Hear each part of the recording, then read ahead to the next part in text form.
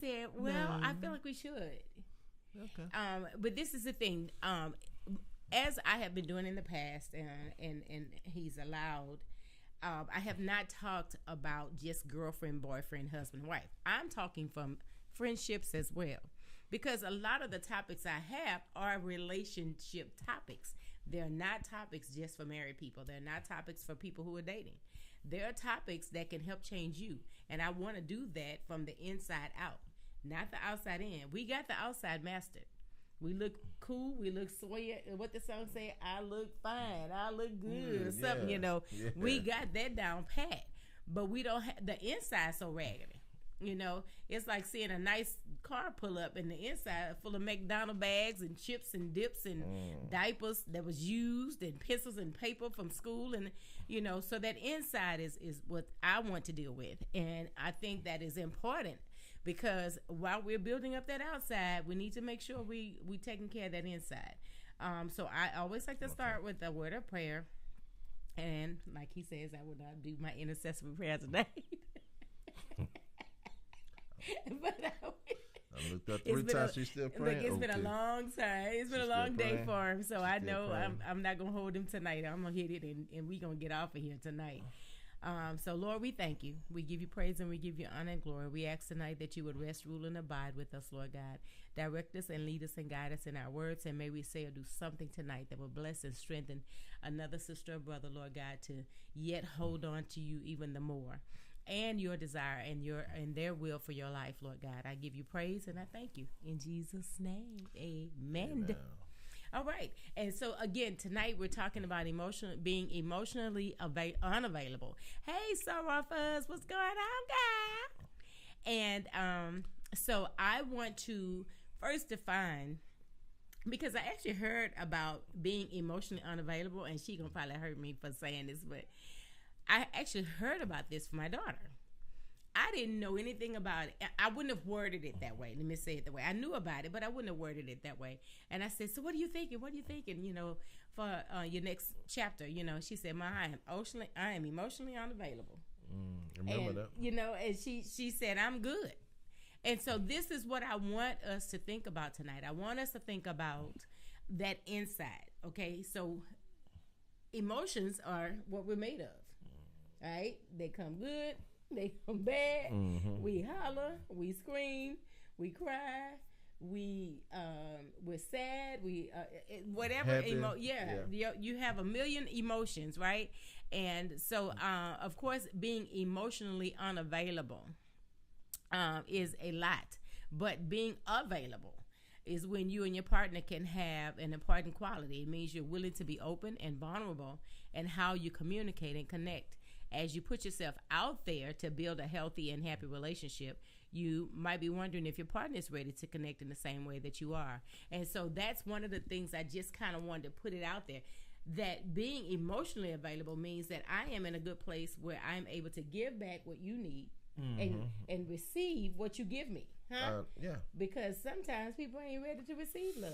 Oh, yeah. Talking about that the other day on my job, he was talking about their relationship with him and his wife, and how she wasn't emotionally available for him when he needed her the most. And sometimes you got to be very careful when you're walking in that path, because you might not think it's important to you, but it's important to that person. And the words you say matter at that particular time, or that person may detach from you, because when I needed you the most, you turned your back on me, or you didn't want to understand, or it wasn't important to you. And he was just saying, like, I needed help financially. I carried the family for like 5 or 10 years. I always got in our business. I started losing money. And she said, you look like you're doing fine to me. Instead of trying to say, well, babe, let's see what we can do to work this thing out. He just backed away from it. Yeah. I want us to think about that, because people, you have needs that you need in a relationship. I have needs that I need. Exactly. Now, this is the other thing. I'm coming from the aspect also of the friendship side, because I was in a one-sided friendship for like 4 years, and it was horrible. It was horrible. I felt like I was always the one coming over. I was always the one calling. I was always the one that was making up things for us to do and coming up with things for us to do.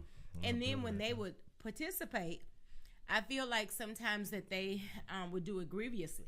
Like they really didn't want to be a part of it. Yeah. So this is not, again, just for couples tonight. I'm not talking about just being emotionally available for a couple situation. I'm talking about also for friendships.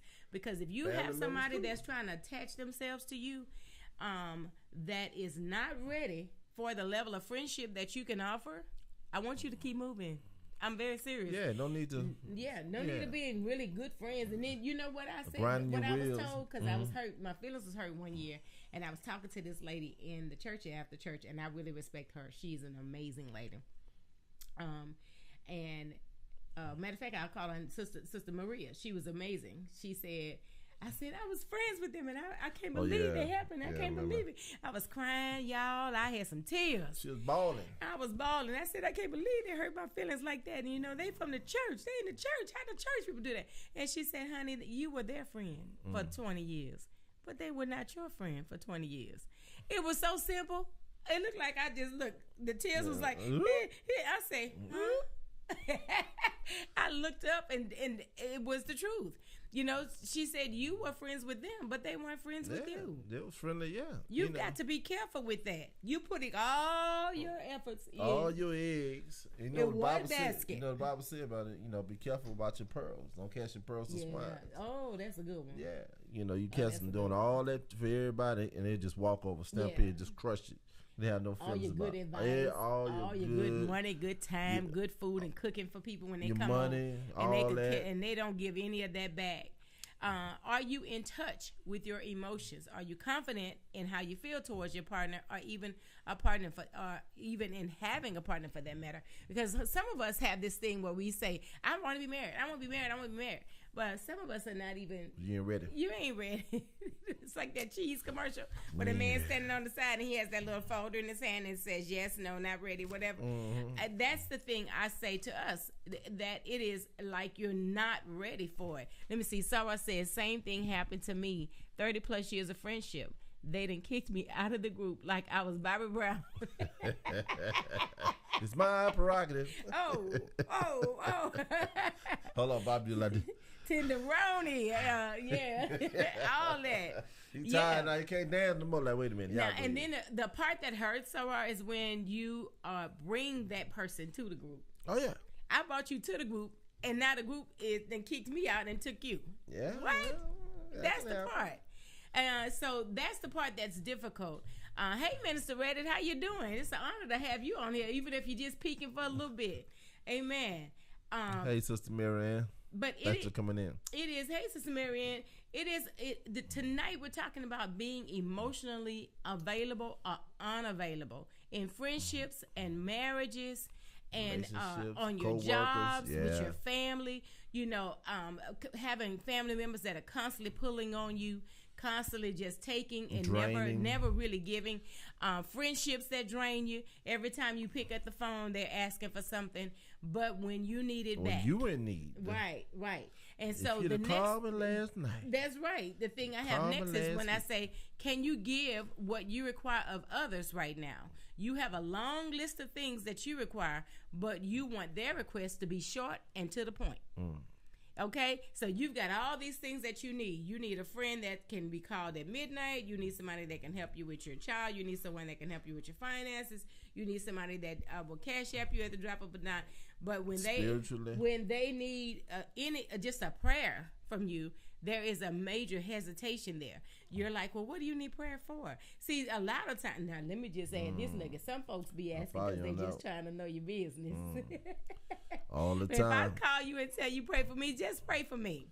It don't take all that. Yeah, it don't take all that when your heart is right. Right. You don't need to know all those details. I need to know everything. What happened? I need to know what time they left, what time they came. Exactly. I need to know all that. You don't need all right. And so tonight, emotionally unavailable or available in friendships, marriage, church, home, whatever it may be. Number 3, know when it's too much for you emotionally and you need to pull away. Yeah, you got to know when to cut that string and cut that line, because a lot of time it go further and deeper trying to convince somebody or trying to help somebody.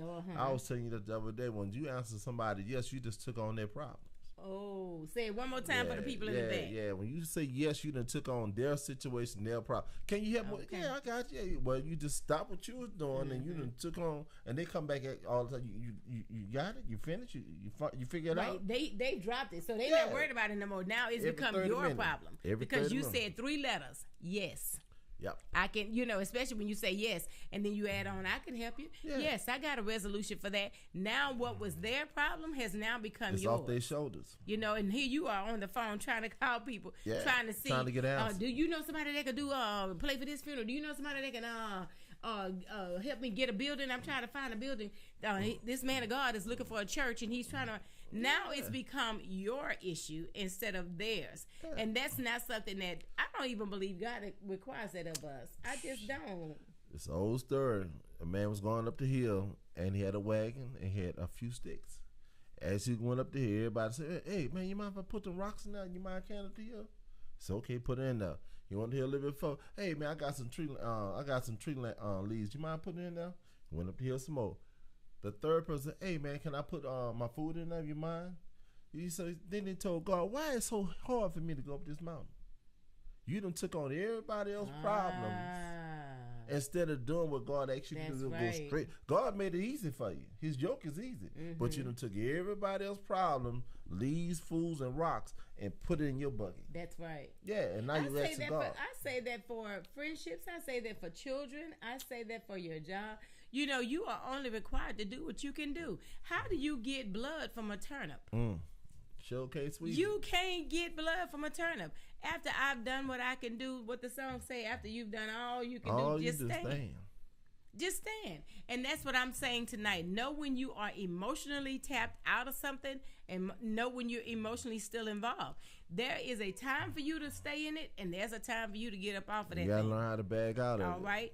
And you should not always be the one apologizing when things go wrong, when an argument happens. Why is it that you're always the one calling? Run. Why is it that you're always talking to your friend and saying, "Listen, friend, I want to see if we can meet for lunch. I want to have a brunch with you. I want to see if we can talk and see if we can just come to a resolution on what really happened." Because a lot of words were exchanged the other night, and I know that we shouldn't have said those things. So I just want to see. But you wasn't the one that kicked that off. She got what she got, or he got what he got, because they kept poking and poking and poking the bear. You finally said what had been in there for 10 years. He rocked the boat.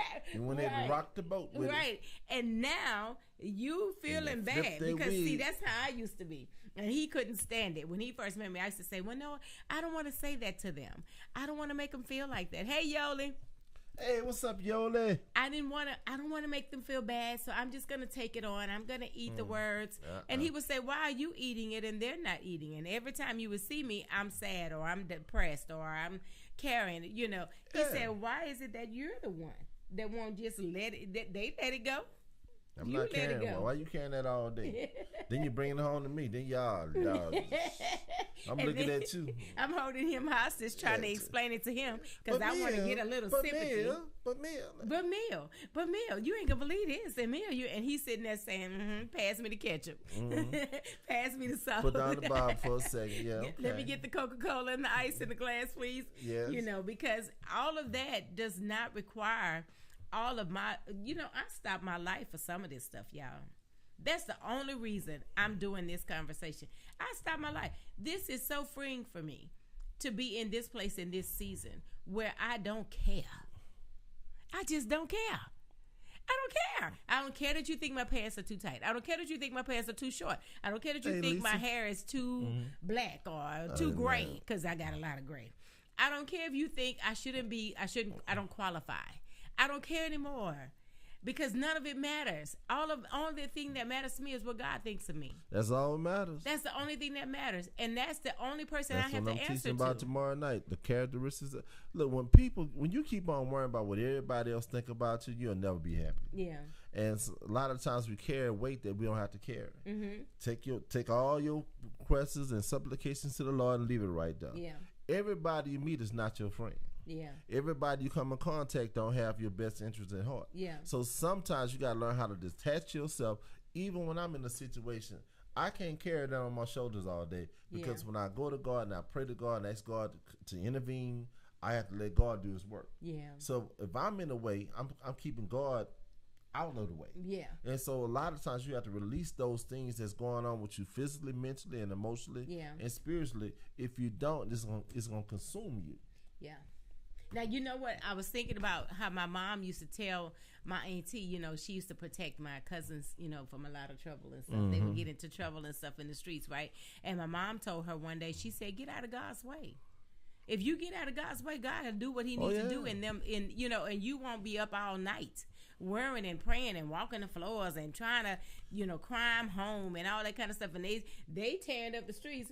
You're not sleeping. You're getting sicker every day. I'll tell you one thing else. When they get in trouble, let them sit in jail for a little while. Yeah, that's what happened. Yeah, don't be all quick to get them out. No, sit there for a week. Mm-hmm. That's what happened this time. They ended up sitting there, one for 3 years, I think. That's all right. And excuse me, y'all. He shook back. And the other one, I think, did 1.5 to 2 years or something like that. And they never went back again. They never went back again. That's my baby. No. Yeah, get out of God's way when it comes to him fixing things and fixing people. Yeah. And I'm at a place where I'm in that, and I'm in position for him to do it. I had an opportunity this past week to minister for praise and worship, and I felt the freedom that I hadn't felt in years. I'll be honest with you, because I don't care what people think anymore. Like if my voice cracks and stuff, I don't care. I just don't care. I used to come home and be like, Mia, did you hear it? Did you hear it? Did you hear that crack? And he was like, no, I didn't hear the crack. But I did feel the spirit, you know, and I'm thinking, I don't want to hear that. And I'm not kidding y'all. This is literally what I used to do. I'm like, I don't want to hear that. My daughter would say, Mom, you did a great job. I'm like, mm-hmm. But did you hear when I went on this note instead of this note? And she was like, no, I didn't hear that. And I'm thinking, So now maybe I need to get in a place where I stop critiquing myself and I just honestly and freely and purely just give him my all, right? You did a great job this past Sunday of praise and worship. You did an awesome job. Everybody appreciate it. I know I did. But sometimes you got to let go and let God. Yeah. You know, and when you do that, you open yourself freely for him. And the praise and worship that you did was for everybody. It just wasn't for you. Yeah. And so sometimes, even in a relationship, even in life, the things that you do is not just for you, but for everybody. Amen. They give everybody peace. You know, yeah. When you told that person, look, we good, that help your child out, that help your neighbor out, they help your brother out because he thought he had to come over there and put, you know. So sometimes you gotta let things go. Yeah. Some people, come in your life for a season, not for a reason. Yeah. And sometimes they come in life for a reason and not for a season. Yeah. And we take those two, a season and a reason, and if you, God told me use my wife, God told me use my husband. No. Your flesh told you that. God told me just to pray for you. God told me just to encourage you. Yeah, your flesh God told me just that. to share this word with you. You know, I am a firm believer that you have to recognize when your cup is empty. Yeah. And you have nothing left to pour out. And recognize your cup is running over too. Ooh.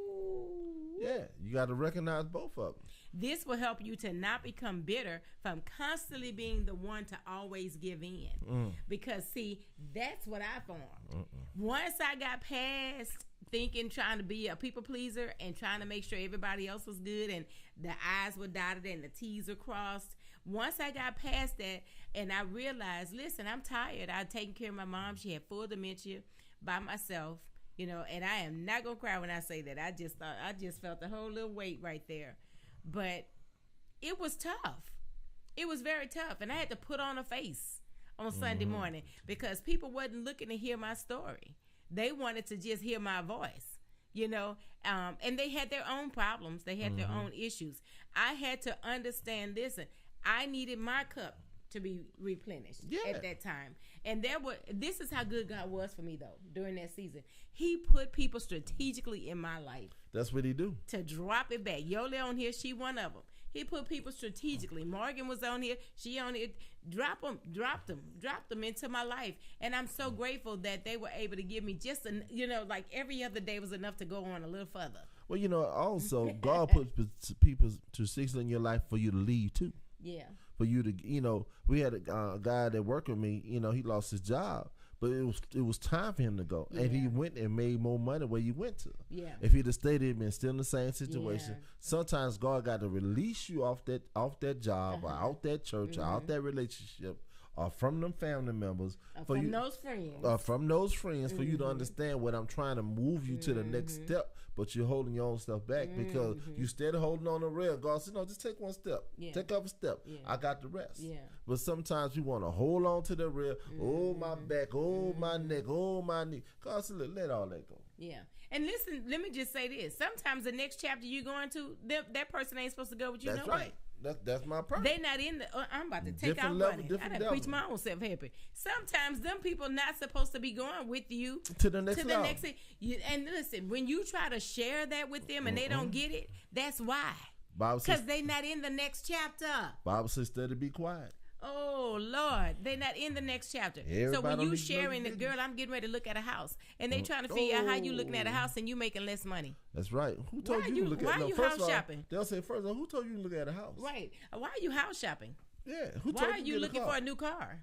What are you talking about? Yeah. What are you talking about? Ain't funny, because baby. See, they counting your money. They counting you too. They're not looking at your God. They counting you out. He is bigger than any amount of money in my purse. I promise you. Because the way I live, you wouldn't even be able. If you saw what I made today, I had to look at it myself. And I got tickled. Because I know it ain't nobody but God. Nobody but God. It ain't nobody but God. I was so tickled because I had to talk to myself at the job. And I said, and I know this and I know that. And I know they ain't making them. And then I clicked on it and said, oop, they making more than me. Oh, well, wait a minute. And I told him, I said, oh, Lord, I guess I better just hush, not hush, hush. That's right. So when it is God, like they say, when God is in it, there is no limit. And I believe that. That's a little saying, but I believe it. I want to say when your cup is empty, know when to step aside. Walk away. Wash your hands of it. Because, look, sometimes, what did they say? You will do the planting and somebody else will do the watering. Yeah. Uh-huh. Yeah, so, somebody do the digging up too. That's right. And listen, and girls, removing. Let me say this for the ones who got who's on here or who will hear it. When you have helped a man, and I'm only talking from the woman's side. When you have helped a man to grow up and get it together, can't raise a man twice, and he has decided to move in a different direction, like they say. So now you tell yourself, I did all that, and now somebody else finna reap the benefits. Guess what else? God has something greater. Ooh. That's why he moved that clown. That's why he moved that clown. Zero, get like, you a hero. What's gonna happen for you is gonna blow your mind. I'm so serious. And why do we hold on to people who mean us no good? This man done cheated on you. This woman done cheated on you. This woman done ran to your bank account and this man ran to your bank and messed up your car, wrecked your car, got your car. When he pick you up from work, he be late all the time. You get off at 6, you can't be there for 5:45. I'm saying, I want you to be clear about it. When you have prepared him, it doesn't mean, listen, God used who he had to use to get where he had to get to. That's how I always say it. God used who he had to use to get to where he had to get to. That's right. In that person and in you. Because that's not a time for you to build up no bitterness. That's a time for you to say, God, I thank you that you removed them out of my life in this season because I'm going down Avenue A and they're on Avenue B. And guess so what? I'm not grievous about that. And I'm that happy. person going to come back at you again. I promise you. Because he don't realize. They're going to realize. They're going to circle back. They're going to circle back because they don't realize what they had in you. And they'll come back. Now, don't fall for the okie doke. Yes, but they're coming back. Because that grass ain't always green on the other side. What it is, a brown light. You still got to mow the grass. You still got to water it. Ain't nothing but a green light shining on brown grass. Yeah, hello, somebody. It may be a little smaller yard than what you got. It could be a big yard. No. I mean what I say. It could be a smaller yard than what you got. Because you might say, oh, my yard, this one here big. I got to get me something a size 8 and a size 10. And that's petite with a little ant body. Okay, all that, but it take a lot to maintain it. It take a lot to keep up with it. Oh, well, did she get that body for you or for everybody else? Or for herself, whatever it may be. I'm just saying, but sometimes, they do it for attention. Yeah, because some people don't get it in other ways. And so whatever, if you got a husband, you always compliment me. So I don't ever have to say that I feel like I have to get it from somebody else, but there is an issue. There is an issue. All right, emotional intimacy is a key component of any healthy relationship. So, emotional intimacy, that's when a person can simply cry. I heard this lady say something, this guy actually, the one I wanted to send the information to you on, Minister Wilson, he said, I taught my son how to be vulnerable. And he was like, and so everybody thought I was teaching them how to be soft. He said, no, my son, he just as street thuggish as I am. He said, but I always wanted him to be able to reach to his wife. He said, my wife doesn't receive street talk. That's not what she does. My wife receives me when I speak in this tone. And so you have to have an area where and it's a flip for men. It is. It's a flip for men. It's not so much a flip for ladies because we automatically are built this way, right? But men are built to be protectors and providers. So they're not accustomed to just being the little soft one that just says, yes, baby, yes, baby. Yeah. And so there was a struggle. There was a struggle there. Emotional intimacy is important. You've got to show her that you can be emotionally open to her. Or she's going to say, you never hear me. You never understand me. You never understand what I'm saying.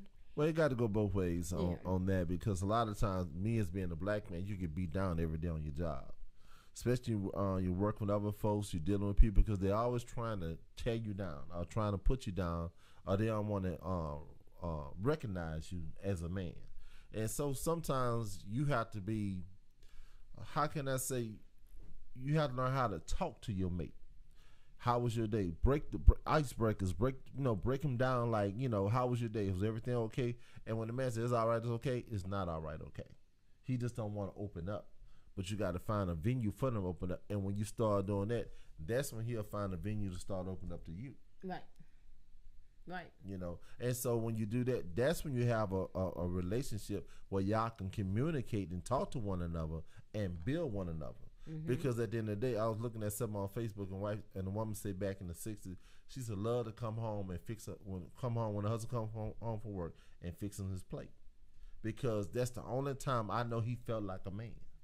Because he's been beat up all day. Oh, okay. Because when she catered to him, that that let him know, but babe, I'm here for you. Yeah, and so it's vice versa. So when a man come home from work and we give him his paycheck and pay his bill, he feels as though he's doing the same thing for his wife. It's being a provider and being a protector, but it go both ways. You got to learn how to communicate, break down those walls, those barriers, because there's certain things. An alpha male and a beta male. I'm a beta male. I'm better than alpha male. Because we got the same size, same physique. I'm going to take care of you. I'm going to handle my business. But when it's time to talk, I know how to talk. I'm not going to step over you and go to the next person. Mm-hmm. I'm going to see what's going on with my home first. And so that's the difference right there. A lot of women want alpha males that don't understand a beta male. Mm-hmm. I like the versatility. Hey, Ed. Oh, yeah. You all right, Ed? Tonight we're talking about Wisconsin. Mm-hmm. That went to Graham. We're talking about being emotionally available and emotionally unavailable in relationships. And listen, not just relationships for girlfriend, boyfriend, husband, or wife, but we're talking about in friendships as well. Telling you how to connect with people that's on the same level. And when a season is up, Ed, it's time to move on. It's time to move on. Even with a friendship. Even with a friendship. Some friendships are for a lifetime and some are not. Some are not. Some of them just to dab up and keep on going. Yeah. Yeah. All right. If you don't have the emotional intimacy in your friendship, hey, Pastor Randy, how you doing? What's up, my man? If you don't have that emotional intimacy in a relationship, whether it be in friendship or relationship, if you don't have it, is it possible for you to have some strong points in there? Do you have your guard up? Are you open to being loved and giving love? So we want to look at that side of it too, because now that I think about it, I could give you, like you just said, I could give you the emotional intimacy side, but if I'm not open to receive it, then and then some women have the audacity to say, you ain't nothing but you easy man, you soft, you're weak. You're a weak man, and it's not that I'm being weak, but I'm trying to meet you where you are, because you don't want to see that other side of me, girl. And see, when they do, like, my daughter did that one time. Maybe she's engaged, and she wanted to see her fiance get mad. I said, why you want to do that? Dad, he just never been mad before. I said, but don't poke the bear. Yeah. You got a good brother. You got a good man that treats you with kind, respect, love, admiration. Don't do that. Yeah. You gonna see it, but don't poke the bear. Whatever you do, you stay with him long enough, you'll see it. Yeah, you gonna see it. That's right. Do you feel like you're in a one-sided relationship? That's that emotionally unavailable stuff. When you always the friend that's apologizing, you're always the partner that says, "Baby, I didn't mean it that way. I meant it this way." Always doing the extra. It's always one side, and then you try to say to the other person, you try to say, "Well, look, you didn't. You knew you was wrong. Why didn't you say something?" Well, I mean, I'm not gonna just be. I'm not built like that. I ain't built like that. That's the victim part right there. What do you mean you're not built to apologize? You're a predator and you're a victim. But you are built to be mean. You are built to be rude. You know, not built to apologize. Yeah, and if a person is gonna be with you, they need to have all of it. If a partner is not giving as much as What's you up, are, Cornelius? if a partner is not giving as much as you are into making a relationship work, then the other person may not be emotionally available right now to be in a committed relationship. All right, so I wanted to give that preference because next we're going to talk about signs of a person who's not available. You know, because this is the thing. A lot of people say, well, he wasn't calling that much, but he was calling me 30. Okay, if I say 30 days out of a month, how many times he called? He called me twice. Well, how many times you called? Well, I called him every day. I called him at least twice a day. Okay, now that's excessive.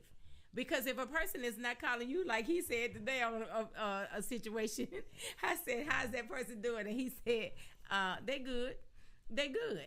And so I just want to say, if you are not a person that is able to respond back with the same energy and the same effort that you're being, that you're giving out, then you need to consider that. Because this is the thing. In this day and age, and I'm talking about 2025, we are not giving pearls to swine. We are not giving out something to people that we don't have, that's coming back to us. Because reciprocation is a big deal. Oh, yeah, it got to go both ways. Reciprocation is a big deal.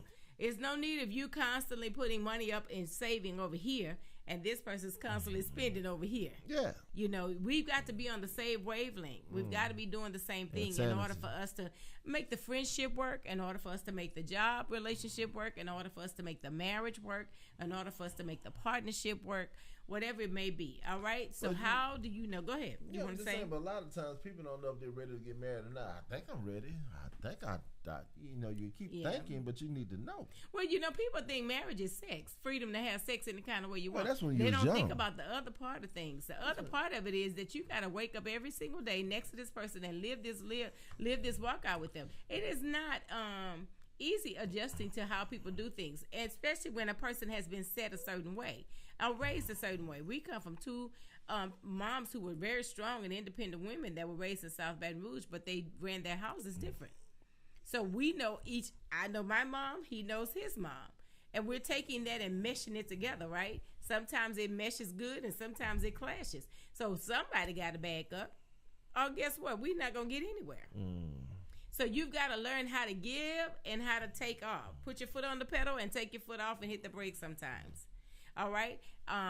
When a person is unavailable for you emotionally, they don't share their experiences, their memories, and their ideas. You ever talk to somebody and you've given them everything? You've told them all about yourself. You told them the road you've had to go down and how it's been difficult for you in the capacity of finances, or difficult dealing without the loss of your mom, or difficult dealing without the family members around you, difficult dealing with fake friends, or losing a church that you love. All those things, you just got a compilation of things. And then when you ask them, so do you understand me? And they say, yeah, I get it, and that's it.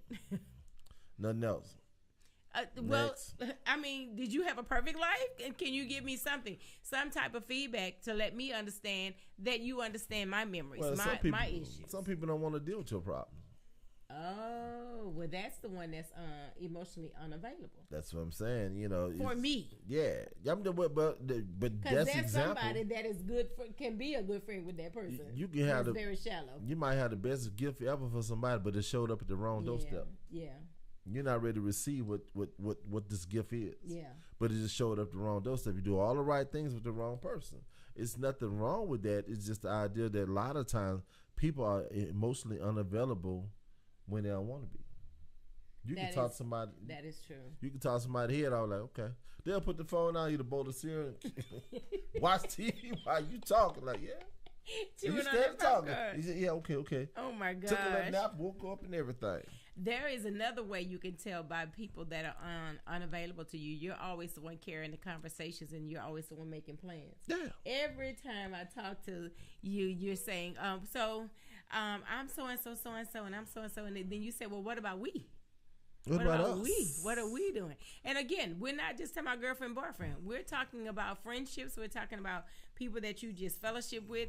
Every Sunday after church, we like to eat, right? And sometimes I'll cook, sometimes we'll go out. But I don't want to be the person all the time that decides everything. It's nice to have the input of others.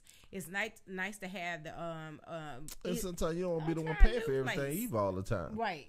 You know, you got a lot of friends like that. They see you reach for your wallet or for your purse. What they had to give up, they put it back. Right. And that's not fair either. Yeah. Because a lot of times people do stuff for you out of their heart. Right. And you taking advantage of that. So what type of friend are you? Right. Are you emotionally available to me? Only when I'm doing something for you? Mm-hmm. So you got to be careful with that. I love it. Emotionally unavailable partners are people who avoid quality time with you. Those kind of people do not have time. Yeah. They tell you all the time they got an excuse on what they got. Let me call you back. That's my mama calling. Let me I'm gonna hit you back on Saturday. And Saturday comes and they busy. Oh man, I got busy. I was busy. You're emotionally unavailable to give me any quality time as a friend or as a partner or as a husband and wife. A family member too, cousin. I don't know how it's gonna make it. Yeah, because you're never available to make a connection. It's an old saying with a man. It's an old saying with a woman. A person make time for you when they want to. That's right. Yeah. You know, we going to movies? Okay, yeah, let me change some stuff around. They want. That's really true. I'm gonna make time. So, we going to New Orleans weekend? That's hold on, really true. I'll make time. That's true, because you'll call them and say, we're going to go eat. Oh, come by and pick me up. But if I tell you, girl, I need to share with you a little bit. I've been kind of having some thoughts about my mom, and she passed. And I was a little sad about it. Oh, well, girl, I'm booked today. I'm emotionally unavailable. That's what you want to say. Person is also emotionally unavailable if they have a history of short-lived relationships. You talk to people, they don't talk to nobody. They never dated anybody past, 40 days, 50 days, 60 days. Longer than that. And then, you have people who dated so long. My thing is, sometimes when people tell me, they'll say, I dated for 10 years. And I'm thinking, how many of those years were good years, though? He couldn't say nothing. How many of them were good years? Did you just stay in it because that's just what you do? Or were they good years? Were they a good 10 years? Were you loving on each other and just, having intimacy and funny laughs and going on trips and having family time together? 9 out of 10 it wasn't. Oh, gosh. See that part 9 right out of 10 was. Because like I say, you just like being in the wilderness for 40 years. Yeah. What's the part? Yeah. You just steady wandering around. I don't want to be with somebody for 10 years and we don't. Yeah, we don't have no connection. We don't have no barriers. We don't have no end game. It's just okay. Wake up every morning. Mm-hmm. You go your way, I go my way. And, good morning. Good morning. Hey babe, how you doing? Yeah, that's my old lady right there. Yes, my old man right there. That's your husband? No, that's my old lady right there. We ain't married. Yeah, I don't like old lady and old man. Yeah, you know what I'm saying. Like so like I say, why put yourself in that situation? Take the best 10 years of your life and pick the best 5 years of your life and give it to somebody who don't really appreciate that time from you. Mm-hmm. And that's why you got to learn how to separate yourself where you can be emotionally available to somebody that when that person come in your life, you'll know without a doubt. Yeah. That's the one. No matter what. Emotionally unavailable people are always on the defense. They say things that they know will kick off a fight. They know it's going to kick off an argument. They know what to say to get you off their feet. They know exactly what to say, and they know exactly what your triggers are. They know exactly what your triggers are, and they do it on purpose. There's some friendships I had like that. And relationships that were just rotten. They knew exactly what to say that was going to irritate me because it more than 1 or 2 times I've told you I don't like when, I don't like this, or I don't like that. Now you're using that.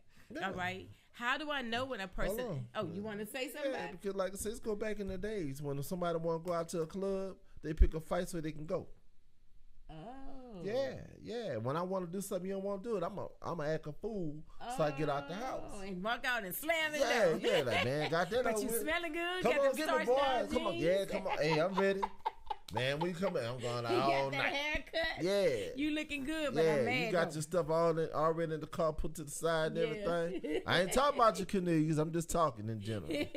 I'm just saying, Lee. I'm just saying. You know, that's what people do. How do I know when a person is emotionally available to start a relationship and to be maintain it like a mature person? They can accept correction and criticism without feeling judged. You know, when a person tells you something, they just want to do something to make you shine, or they want to do something to make it better for you. And that person, all you want to do is just make it so you can have the glory. Not looking for the glory. A lot of people can't take constructive criticism. They cannot. A lot of women can't take it either. And then you got to be careful how you give the correction, because right. I'll see it from both sides. Yeah. I will see it from that side. I am a slight perfectionist. And so it does irritate him a lot because I'll say, let me fix this, let me fix that. And he'll say, I'm good. A slight. Oh, it's a lot. Did y'all hear that whistle? Way up there, atmosphere. Hit out the park. I'm not that bad. Voila. Listen, our upbringing. I told you I was required to be perfect. I was required to line up and get it together. You know. Yeah, I was like that too on the football field, basketball court, and all that good stuff. I had to do certain things. Listen, I say this when something for you. I wanted to add this nugget earlier, and I didn't add it, but I don't want to make sure that I don't forget it. When something is not for you, it will hurt until you receive and understand it. And I want you to hear that. When something or someone is not for you, their absence is going to hurt you until you understand it. You've got to understand why they're gone. You got to understand why it ended. You got to understand why it's best for you to just wash your hands of it. And sometimes we want an explanation. We want to we gotta have a period. Tell me why. Tell me why. Can't have a comma. Sometimes you don't need a why. Sometimes you already had your why. How about that? And you just didn't want to accept it. That's the other part that's a little bit scary too. When you done had a big why, you done had all kind of stuff happen to you since you've been with that person, and now you're saying, your health is funny, your money's strange, your friends have dropped off, your family doesn't come around, that's right. And you still looking for a why. Yeah. Oh, you crazy? This is my new slogan for the year. Like, look, I'm not trying to teach you a lesson. You done already taught me a lesson. So I done learned. You done showed me who you are. So I done learned from it. So I'm not trying to come back and try to get no dividends. Not another. I'm trying to show you who I am at the end. No, I'm good. I done learned. Your absence will help people get their life together. And they will help get to a place where they treat you better. Sometimes you got to walk away from stuff for people to treat you right. You have to. You have to. Lord, have mercy. You have to. A job situation, whatever, you got to walk away. Yeah, like, okay. Gotcha. Then all of a sudden they start saying, "Well, we ain't mean no harm. We meant it this way. We was trying to do this. They realize they can't do it without you." Yeah. Oh my gosh. All right. Emotionally unavailable. How do you know what a person is available? Oh, excuse me, y'all. It's been a long day. They allow a person to help them when they can't help themselves. That's how you know when the person's available for you. They allow. I ask for help. I don't mind asking him. I don't mind saying I can't do it. I try to do it. I really try to do it. But most times if I can't, I'm going to always say I can't. I don't have a problem. I don't feel less of a lady by asking another sister to help. And I hope that men don't feel less of a man by asking. We're not built like that. Oh, Lord. Talk about it. No, we just not built like that. We built to conquer. You just built. You got to figure it out. Neil, his father was a part of his life. I had coaches a part of my life, and like I would tell coaches, I had to lead the team. They look up to you. You have to be out there. You got to be the first one to initiate contact. I had to be the first one to hit somebody on the other team for everybody else to get fired up. So it's a lot of things that we was taught as young men. We was taught not to cry. Boy, dry your eye, you don't cry. Boys don't cry. We was taught that. And so when you was talking about emotional things earlier, when a man taught us how to be emotional, we wasn't taught that. Because we had to endure. We had to go the extra mile. But that's why marriages didn't make it. also, Mill, because women have to have it. You know, that's why divorce rate was so high. That's why relationships were so bad. Well, that's why friendships were broken off, because people don't know how to be emotionally available. Well, that's true too. I can agree with that. But I think another thing is that people haven't took the time to get to know one another. They don't know what it takes to make. They don't know what it takes to make that person tick. They're not considerate about what their wife need. Or she just need money. She just need money to go to the store. Need money for her nails, and that's it. Get her hair done. It's more than that. Because sometimes ladies are doing that because they don't have. Hey, cousin. What's up, Yvonne? They're trying What's to up, Brother get Clarence? the attention of the man. Yeah. They're trying to get you to give a compliment because he hasn't given a compliment in 20 or 30 days. So they're doing the nails, they're doing the hair, they're doing all this, extra stuff. I don't want to be contingent upon. I don't want to be contingent upon adding to myself a certain outer appearance and not taking care of that inside. Well, so that's what I'm talking about tonight. Emotionally being available to be mature and make sound decisions, accept criticism, and correction without thinking you're being picked on all the time. That kind of thing. Can I ask you a question? Anybody taught you that though? My mom did teach us that. She said, "Lord, you're not gonna," and she used to tell specifically me. I don't know much about Captain June, but she always said, "You're not always right." And I was like, "What did you, girl? Call the police." But who else besides your mama taught you that though? My mom taught me. My grandmother taught me that. My grandfather outside your house. The teachers told me that. Teachers told me that too. Teachers are like, "No, you're not gonna always get to choose. You're not gonna always." And I used to always know the answer, right? So I always wanted that hand up. Somebody in a relationship taught you that? And I learned it in relationships. I've learned it in relationships over the years. That's why I knew when I got married that it was time, because I won't say mastered, but I had already had experiences with all of what I didn't want, and that made me emotionally available. So you made me was all over. Once you approached, I was able to. That's right. Keep on talking. But I'm not doing this tonight. I ain't doing this tonight with you. I don't this live. Y'all see that smile on my face? So you put the smile there, Pastor? Look, James Evans. Oh my gosh. Yeah, but no, what I'm just saying. But a lot of times, I learned a lot of my stuff by watching people. I didn't have a father figure. I didn't have a big brother. Didn't have an uncle. Didn't have a grandfather. My coaches, James Evans on TV, the Jefferson, Bill Cosby. I took and learned from other people what type of man I was going to be. I didn't have somebody in my neighborhood. So I was doing all the bad things instead of learning all the good things. Yeah. I paid attention to school. I was smart in school, but when I left the school ground, I was bad. Because I had to, the era I grew up in, I had to be a certain way. Yeah. So I was smart in school, handling my business, but at home, in the streets, I was terrible.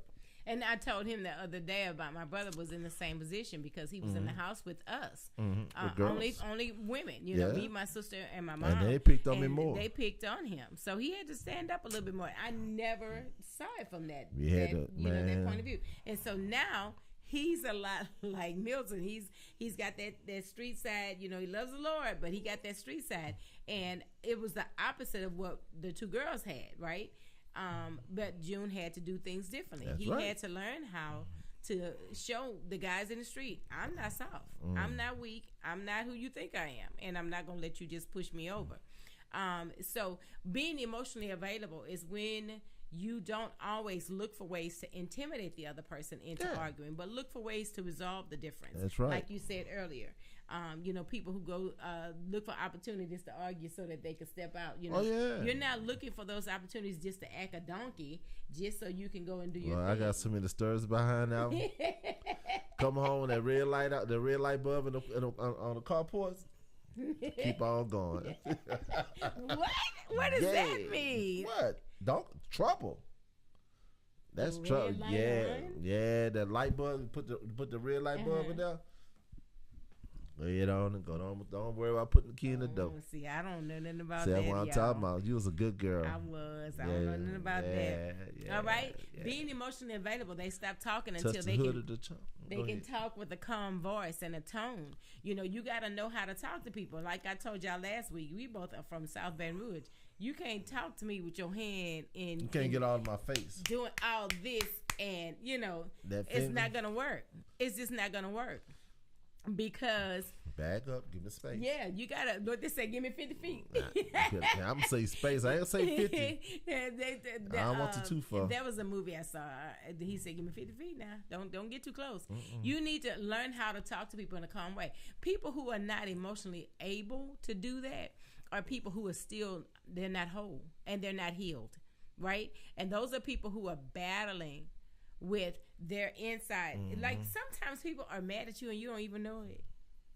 Sometimes they really are mad at you and you say, are they hating on you and they're in a whole relationship with you? Yeah. They're in a whole relationship with you. They're jealous of you and they're in a relationship with you. You'd they're jealous of you and they're friends with you. They're jealous of you and they're sitting at your house and they have their feet under your table and they're eating your food. Yeah, and they're jealous of you and they hate jealous you. Of your husband, jealous of your wife. I don't know who this is for tonight, but I want you to listen. Be careful and be on guard with who what you allow this year in your life and allow in your around presence, around your husband, around your wife, around your children, around your pets, and be careful who you share your dreams and visions and thoughts with. That's another thing. Study, you got to be quiet. careful with that because a lot of times when you allow people to hear the things that you're trying to achieve next, they'll pray people the opposite. do all kinds they'll of things. Pray the opposite. Yeah, I like when we got married, I didn't think about telling 1 million people that we were getting married, right? I was very careful and strategic about the people that I shared it with. Even though I did open it to my church and I said, you know, if you want to stay after church, it'd be great, you know, good to have you. But I didn't send out personal invites and all of that. I mailed not a one. Not a one. And I did it that way because my agenda was not to be selfish, but my agenda was because at that place in my life, it didn't matter what people said about me. It didn't matter what they thought about me and the person that I was marrying, whether he thought I was worthy or whether they thought I was worthy, whatever it may be. And even in my vow exchange to him, I said, I'm glad that you chose me. You know, it got back to me that somebody said, why would she be telling him that? That I wouldn't tell a man. I'd be glad he chose me. And so my thing is that I got missed already. Who said that? I'm not going to tell you who. I'm going to find out. My thing is, I am glad that he chose me. I am glad that I chose him. Vice versa. You know, so it's not like I was waiting on the side like a little puppy saying, oh, please, oh, please, oh, please. No, we chose each other. That's right.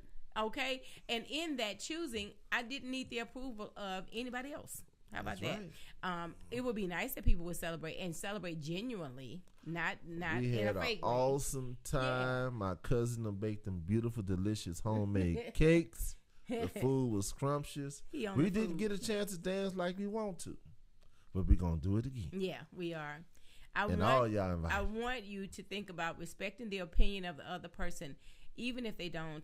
That's the next thing I want to talk about, being emotionally available. That's what we're talking about tonight, being emotionally available to be in a relationship. Some of us are not emotionally ready. Some of us are not emotionally stable. We're all over the place. If people say something to you, you take offense to it. You get mad. I have learned how to not care. Yeah. You have to. Ooh, that felt good. I've learned how to not care. All I can do is my best, and once I've done my best, that's I'm all you good. Can do. I'm good. I have extended kindness towards you. If you have not extended that back to me, then my hands are clean. The Bible says I should dust the feet. Yeah, take the dust off your feet. And another thing, you know, we was talking about this might be a topic one day, but I was just saying, you gotta know who on your team. You gotta know who your star players. You gotta know who coming off the bench. You know, if we run this thing together, I mean, I don't care if you score 2 and I score 10. I don't care if you win, make the winning touchdown, make the winning shot. We both won. People in a relationship these days are always trying to compete against one another. That's not gonna work. It's always about us. My mindset is always about us. It's not me being better than you. You did an awesome job Sunday. And for me to come back, yeah, she did all right. I could have done better. Why would I try to take some of that?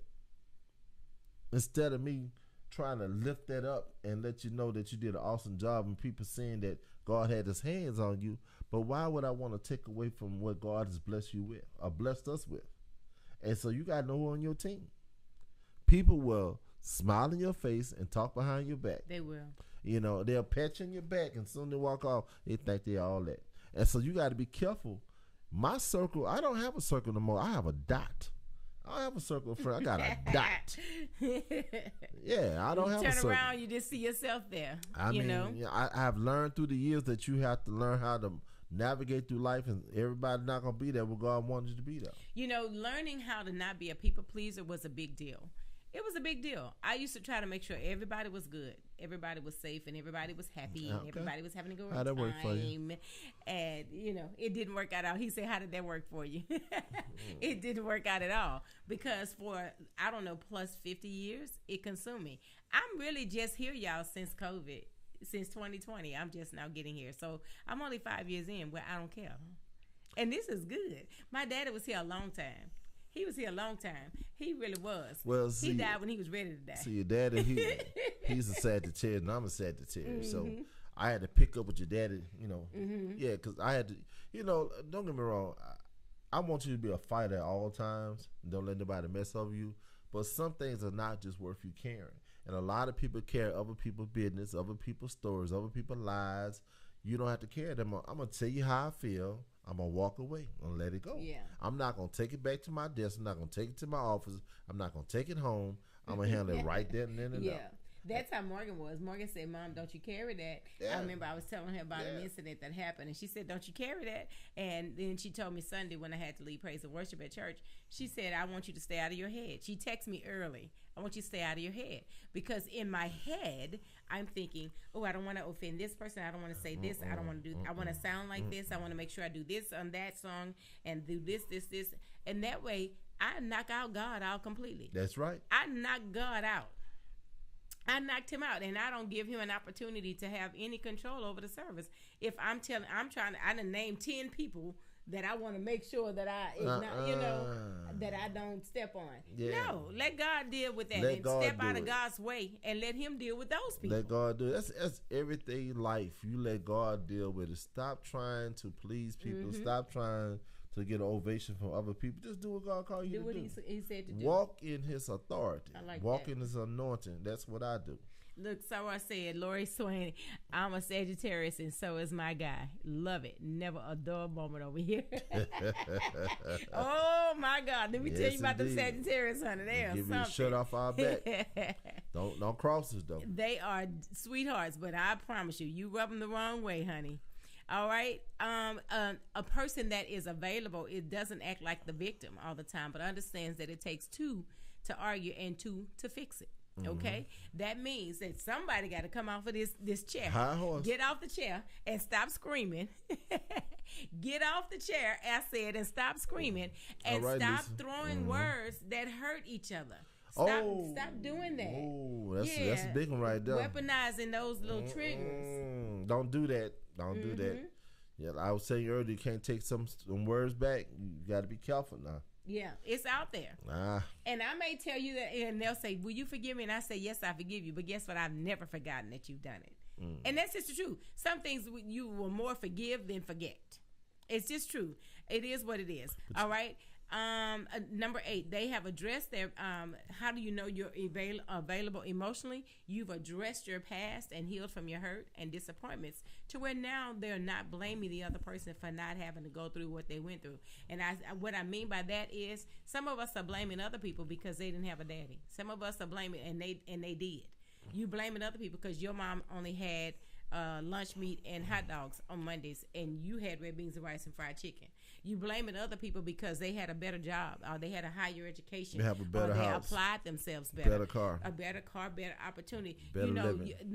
We don't have time to cry. Like my mom used to say, we can't cry over spilled milk over here. What we're gonna do is get another glass, and we're gonna pour some more milk, okay, into that glass. I tell you what, when my mom and them came home and make breakfast at night, you better eat. That's all they had.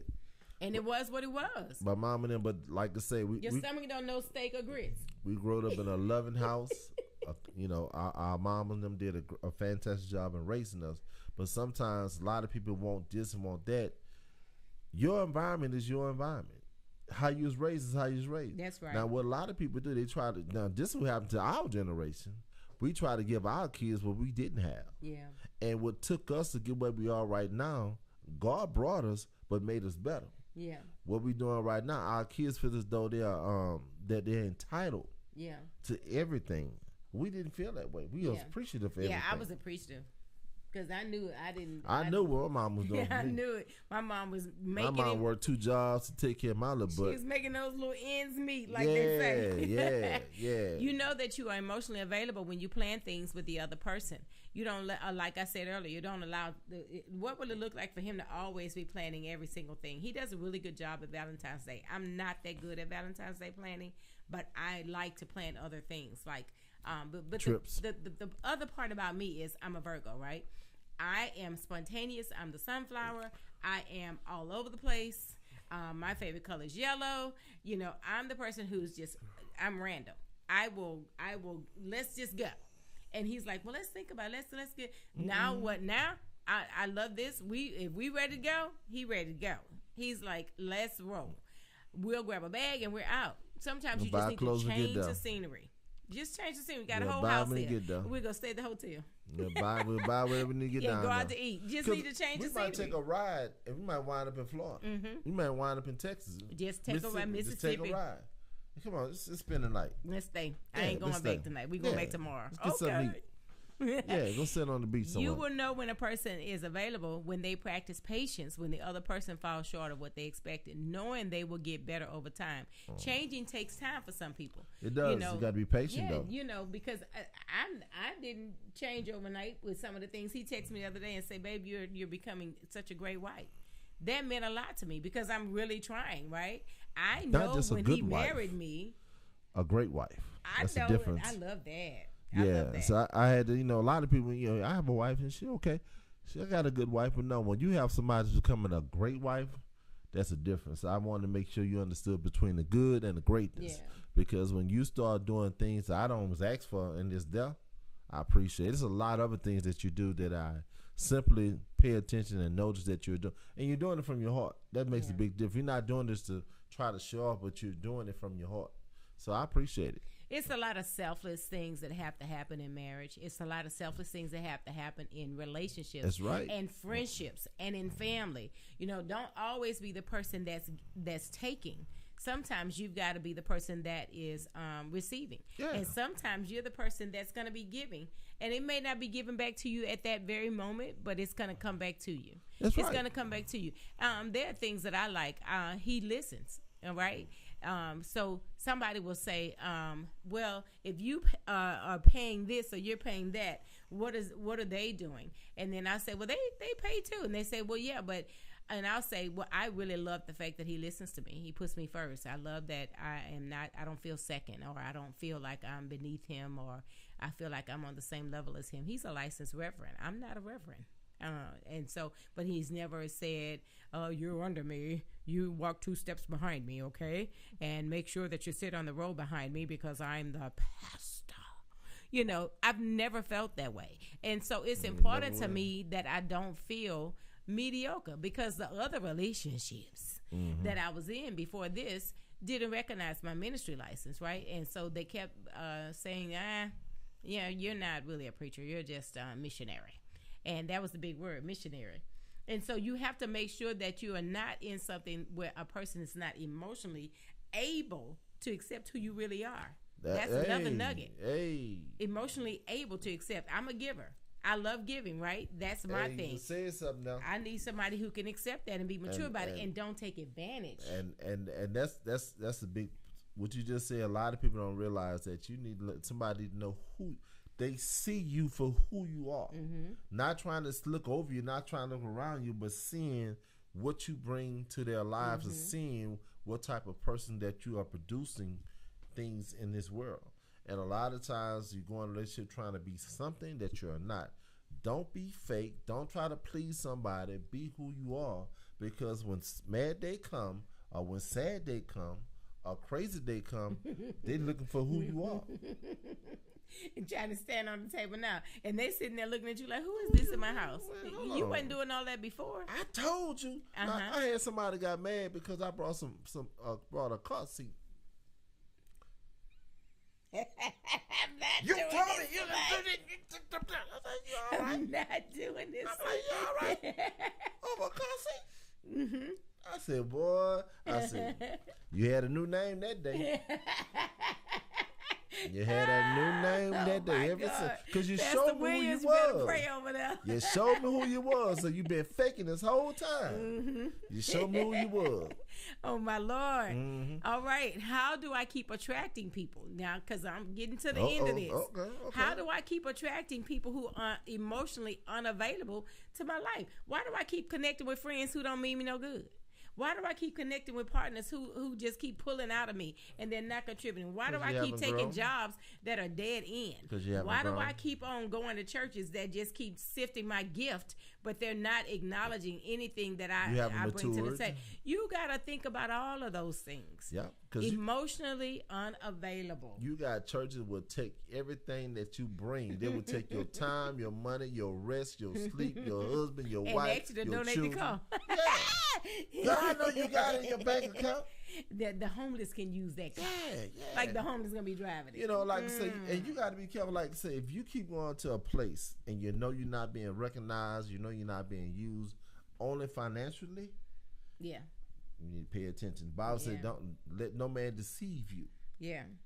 And these days we're going through now, don't let nobody deceive you. All right. How do I keep attracting emotionally unavailable people? I need to first heal and see so that I can see things clearly. I need to see things clearly. You keep meeting the same type of men. When you are healed, then you can see better. Yeah. You keep meeting the same type of women. The same type of men. You keep on meeting the guy that got this low high fade. The last one took you fast. Got the bald head, got a little pouch of hair right there. Oh Lord! And he keep pulling his pants up. The last one took you fast. He took your house, he took your car, and now you done went back, established yourself, got a good job, doing good for yourself. And then how about them friends? The last friend you had was sifting every time y'all go to eat. Like you said, you go into your pocket. They never pay. You know, you got to be careful. Get mad when you don't pay. Make sure you heal wholeheartedly before you attach yourself to something else. I had this person. Or somebody else. To call. He brought food for the house. Mm-hmm. He had a daughter. They had a child. Mm-hmm. This dude got so mad, he took the food from the house. Oh, Lord. From your own daughter's mouth. No. When he left, he took the food? Oh, Lord. Now who got time to go to the refrigerator? I'm just saying, but like I say, you know what you just got to say. You know, you keep meeting these same type of dudes and these same type of women, and you wonder why you still in the same. Because you haven't matured. You haven't. You haven't learned from your past mistakes. You like something that's not good for you. And immature will attract immature. That's right. Because an immature person is not going to approach you. An immature person is not going to approach me because I recognize like this ain't game. I see game before it gets there. Hey, what's up, Pastor Earl? Hey, look, my pastors. Hey, Pastor Brown. All right, Pastor Brown. How do I keep attracting emotionally unavailable people? The next thing is allow yourself to live and simply have fun without having to hook up all the time. Simply date. How about that? How about you just date? Have a good time. Drive your car. Let them meet their drive their car. We'll meet together. We'll meet there. I'll be there for 7. Yeah. We did it all the time. Yeah. I used to meet you at the movies. All the time. All the time. People put us in all kind of boxes before we started, before we got married, and they just assumed all kinds of things. None of it was true. Oh yeah. I never lived with him. Nope. I never broke up anything he was already doing. He never broke up anything I was already doing. And so I want us to always think about allowing yourself just to live. Yeah. Just to live and laugh. That's what life. The Bible says, live abundantly. Okay. Definitely. If we're living abundantly, we're not in a bondage. Yeah. We're not in a bondage. And so attracting emotionally unavailable people is when you are not mindful of those things. Another thing is don't approach a first date too heavy. You know, when you are already gonna, that's an emotional unavailable person that you gotta, so where are we gonna be in 5 years? Where are we gonna be? Where are we gonna be? Well, I just met What's you. What's your 5 year goal? What? I What's don't even remember your last name. I'm trying to remember your last name. I remember you said something. What, Cynthia? Turn off, huh? Yeah. You know what I'm saying? And now, so how many kids do you want? I don't know. I mean, when me and you was dating, I tell everybody still today. I said, we went Dutch a lot of times. Mm-hmm. We still go Dutch. And like I say, man, sometimes you'll pay for it. Sometimes I pay for it. But like I said, I never had that before. Mm-hmm. And that's what you was talking. You was talking to somebody earlier, telling me they never had somebody do that before. Yeah. A lot of things that men like, a lot of things that women like is that they never had it before. Yeah. They so used to the negative part or to the opposite side that when it's like a fresh breath of air. So sometimes you got to go outside of yourself, but be real with yourself. Yeah. And like I say, and do things with what you can take. Yeah. Don't real. Go above. Yeah. Be real with what you can take. Yeah. Don't be out there driving now. Don't try to settle. Be real with what you can settle with, because this is the thing. If you're going to look at that for the rest of your life and you got to deal with that for the rest of your life, be honest and tell yourself, I can make this sacrifice. This is not hard for me to sacrifice. Yeah, it's not, But if you're looking at somebody who's always having you as the butt of the joke in front of other people, or somebody who's always being sarcastic to you, those things are hard to it's hard to adjust to that. Every time you go somewhere, you're the butt of the joke. Yeah. I'm not finna adjust to that. No, I'm not going to take that, first of all. I told y'all he won today. Yeah, because you won't come. I'll come back with you. I'm Pastor Brown. Pastor Brown, we're not scoring you now. Oh, my God. Let things naturally happen and flow for you. All right? How do you know when a person is emotionally available? They don't settle. If that person is not for you, you just leave it there. You leave it there. If that friendship is not for you, it's okay. Listen, you are not going to be friends with everybody. Mm-hmm. It is what it is. I wait for him. Sometimes he'll go and talk to people, y'all, because Milton got about 5,000 friends on Facebook. I might have 2. 10. Like he said 10,000. See, yeah, I might have 2, right? Yeah, I got so when we go somewhere and where I'm going and where he's gonna go. Okay, and if at any moment, he says, "Lori, I changed my mind," I have to adjust accordingly. Okay, so my thing is this: don't settle for something with a person that you are not ready to settle for with. If that person is not for you, leave them there. Don't listen. And let me add this nugget to the ladies. I don't know about the men because I'm a lady. I've been one all my life. Yeah. Don't get intimate with somebody and then try to leave. The soul tie is there by that time. Yeah. It's hard for you to think when you've done that part. When you cross over the intimacy side first, I see how you're handling me at dinner, right? And I already see you don't know how to talk to me correct. You've already ordered your food. You've already been rude to me. What you want? Yeah, you've already said, look here. And that hitting my arm every time you I told you I don't order that right there. See that right there? Don't order that. Look here. I can't stand that. When Get that $10 plate right there. Because I'm not a dude. So stop doing that. Look here. So this is my thing. If I've already seen those things, then I already know I can't do this. This ain't for me, okay? But for somebody else, another girl, that may be what she likes. So you have to make sure that you're not settling for something just to have somebody. That other thing I said last week where they say oatmeal better than no meal, that's the truth. That's not the truth, baby. That's from the pit of hell. Because if oatmeal you had a choice of oatmeal or steak potato, you better choose that steak and potato.